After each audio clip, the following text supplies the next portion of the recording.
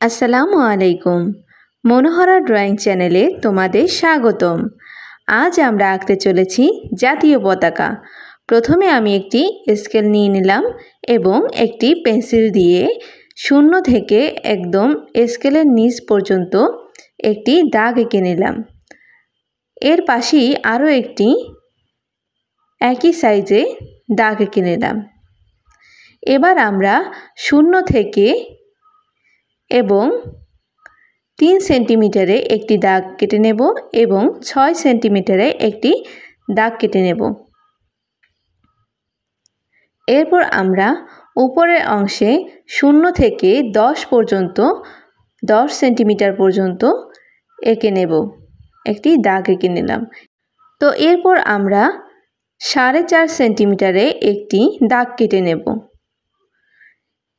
এরপর আমরা নিচের অংশ 10 সেন্টিমিটার দাগ কেটে নেব এবং দুই পাশে সমানভাবে 6 সেন্টিমিটার এঁকে নিলাম এবং এখানে মাঝে কিন্তু আমি 3 সেন্টিমিটার নিলাম এবং 10 সেন্টিমিটারের জায়গায় কিন্তু আমরা মাঝে 4.5 সেন্টিমিটার নিলাম।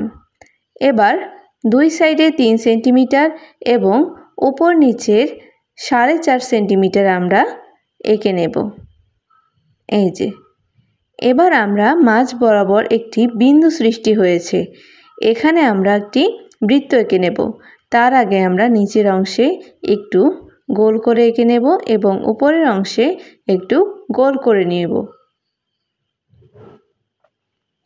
এবার আমরা কাঁটা কম্পাসের সাহায্যে 2 সেন্টিমিটার স্কেলের মাপ নিয়ে 2 সেন্টিমিটার আমরা একটি বৃত্ত এঁকে নেব।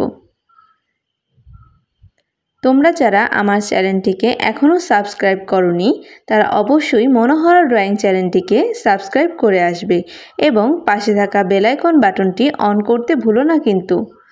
এবার আমরা সাইন পেনের সাহায্যে বর্ডারগুলো এঁকে নেব। তোমাদের কাছে জাতীয় পতাকা অঙ্কনটি কার কেমন লাগছে অবশ্যই কমেন্টের মাধ্যমে জানিও কিন্তু এবং শেয়ার করতে ভুলো না কিন্তু। এবার আমরা লাল সাইন পেনের মাধ্যমে বৃত্তের লাল রঙটি করে নেব। খুব সহজে আস্তে আস্তে লাল রঙটি করে নেবে যাতে বাহিরের সাইডে রঙটি না যায়। আস্তে আস্তে রং করলে অবশ্যই তোমরাও খুব সুন্দর করে রং করতে পারবে কিন্তু।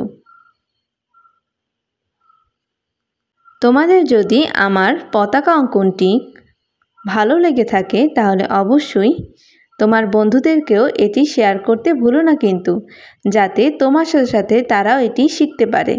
তো এই তো হয়ে গেল আমার পতাকা অঙ্কন। আল্লাহ হাফেজ।